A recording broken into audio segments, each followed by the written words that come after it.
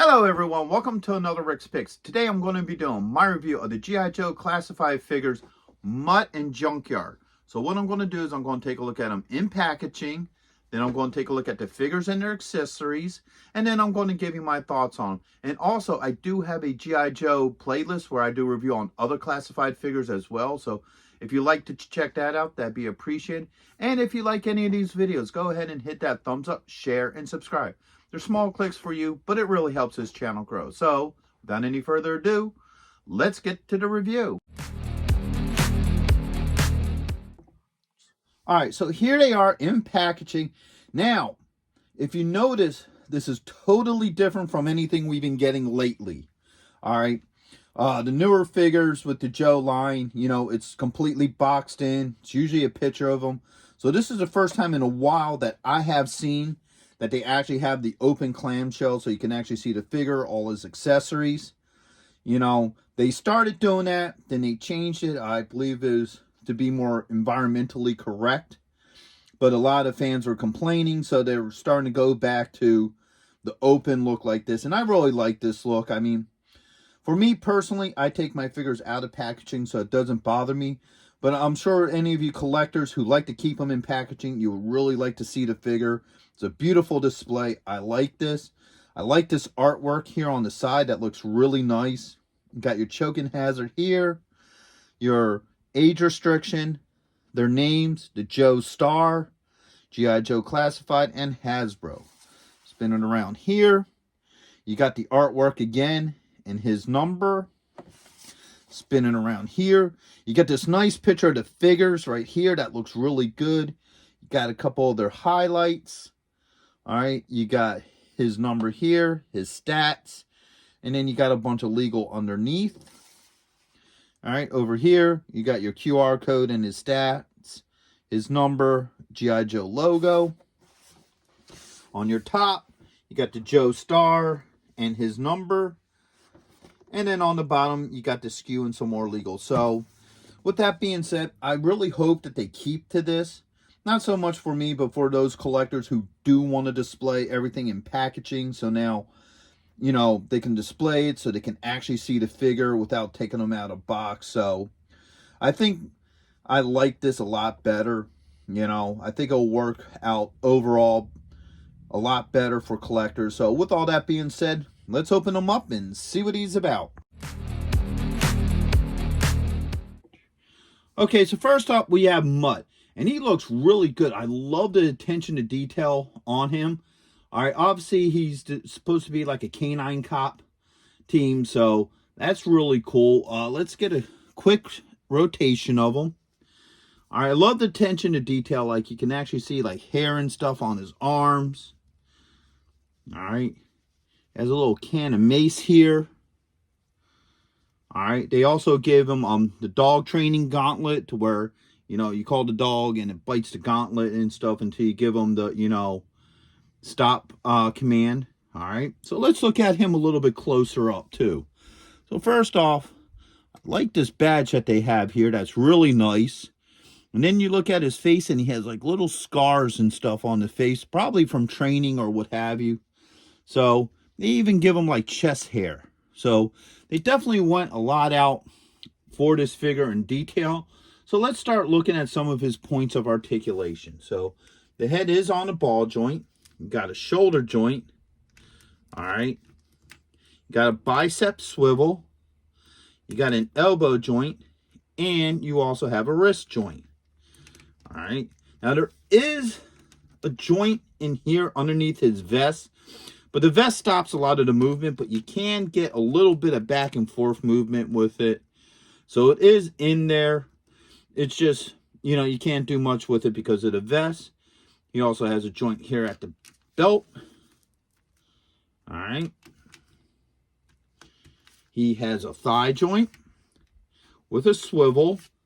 Okay. There's a knee joint. A swivel at the top of the boot. And he also has an ankle joint. All right. Get him back into a normal stance. All right. So overall, he's actually a fairly decent looking figure.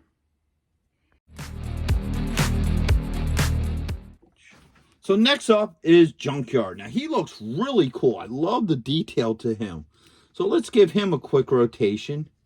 So you have this side here. You got the rear, this side, and then the top. I like how they give him this flak vest. I think that's really cool. There's a handle here. Let's look at it up close. For your Mutt to carry. He has a spike collar, which is really nice. It's kind of like in a growling, head position. So he too has a couple points of articulation. So his head does move. Whoops. Moved right off. Okay. There we go.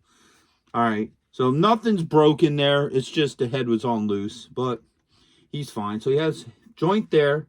A joint here at the neck. All right. His front leg, he has a joint here. I guess what you would consider an elbow joint. And then what you would consider something similar to an ankle joint on the front. All right. The rear joint here, you have joint there. Your knee joint, that's a little tight.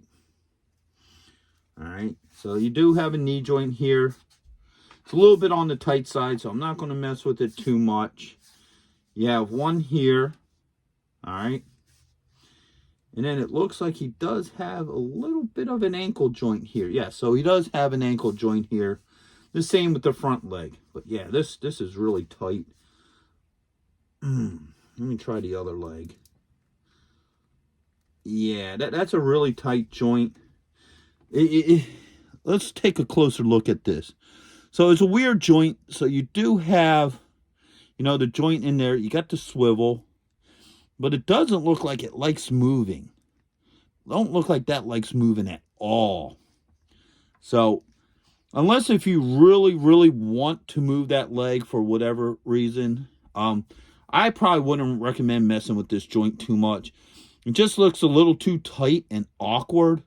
Unless if you heat it up with some water. I'm sure if you heat it up with some hot water or whatever, it'll probably be fine. So, now he comes with an alternate head. So you get this head here, which is kind of a happier head. All right. So head pops off really easy. And boom. The new head pops on really well. Let's get a look at it on there. All right. Swivel up. All right. There it goes. Okay. It's on now. So the head swap out really easy on him, which is really nice. So you don't have to play around with any hot water or anything with it. It just pops on and off. All right, so he comes with a bunch of accessories. So first off, he has a helmet. All right. He has two goggles. So one would be for the helmet. So let's look at this up close. And then one would be for him to have around his head, like his eyes. All right. He has a face mask here. All right. He has, I guess this would be an M16. Now, I like how they give it that extra bit of detailing, that green on the barrel there. I know it isn't much, but still, it gives it a little bit more pop. The same with his pistol here. All right. Pistol has that little bit of green on the slide. So that's pretty cool. And once again, it gives it a little bit more character. So I like that. All right. He has a nightstick. All right. A dagger. All right. And he has a couple of hands. So he has two closed fists. Oops, I'm sorry. Here's one. All right. And here's the other one. Actually, this is a semi-open hand. All right. Now, he has a couple different hands here that look like they're dog commands, okay? So you look at this one. Looks like it's a weird position. possibly a dog command. I'm not exactly sure. All right. He has a pointing one. Okay. He has this open hand, which is definitely a dog command because sometimes you know, have an open hand to tell him to go forward. And then he also has this hand. All right. So let's see how well all this stuff works with him. So first off, let's do the goggles that fit around his head. All right. So these are the smaller ones. They're designed to fit around his head to go on around his eyes. All right. So let's take a look at those. They fit on really well. No issues. Now the helmet's meant to go over it just like this. So now you have them with the glasses and the helmet. All right. And you can also take this off.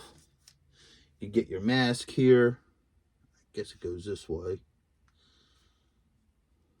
Ooh. All right, this is a bit on the tight side. Hold up. It goes, no, it definitely goes this way. All right. So this is really tight and hard to get on him. All right. What's happening is the plastic is spinning around on the back. All right. So it's not liking going on. All right. Let me see something here.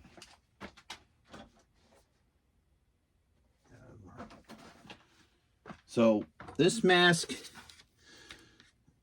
I'm not liking this right now. Okay, here it goes. All right, I finally got it working down. All right.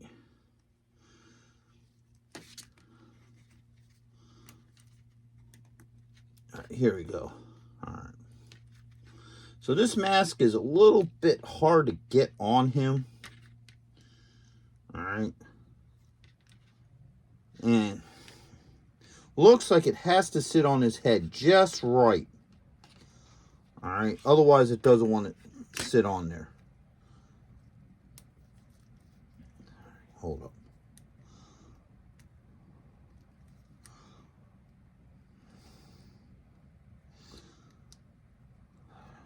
All right.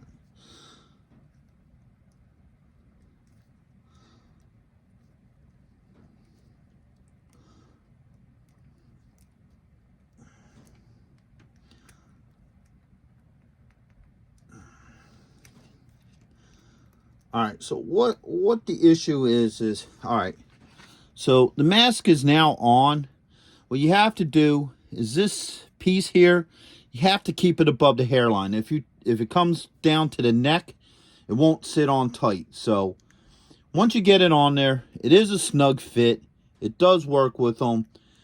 This does get a little twisted back here, so you might be concerned about that because of the fact if it twists too much, it may break.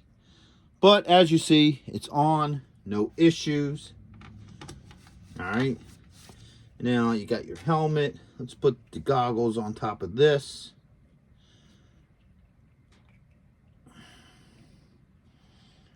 All right. So this is a really tight fit too. So I got the goggles actually on top of the helmet. All right. So it looks like the second I put the helmet on, it knocked down the thing, but it works now. So now you have him with the helmet, the goggles, and the face mask. So he looks pretty good like that. You know, I don't have any issues with that. So now let's go and take a look at some of these weapons. All right, so let's do the pistol first. All right, so you got your trigger hand here. All right.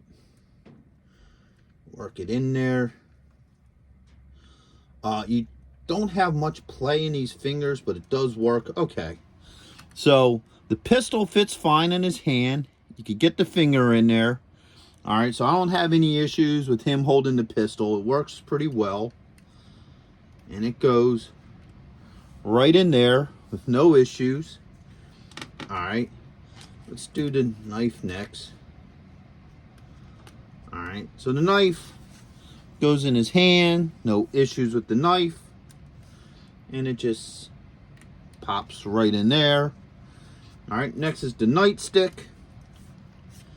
Let's bend an elbow here.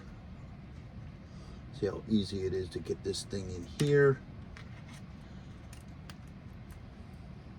All right, now his fingers will move. All right, so you do get some play in the fingers, which is really nice.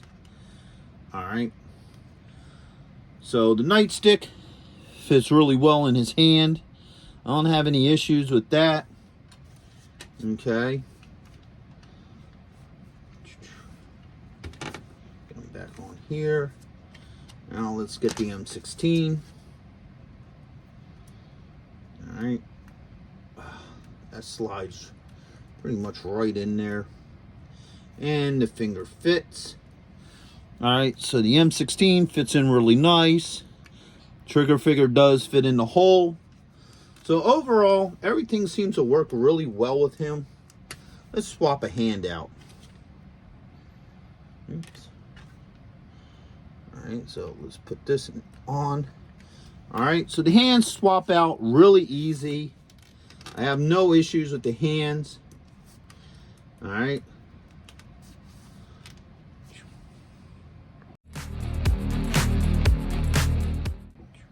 So overall, I do like this figure. I think he looks really good.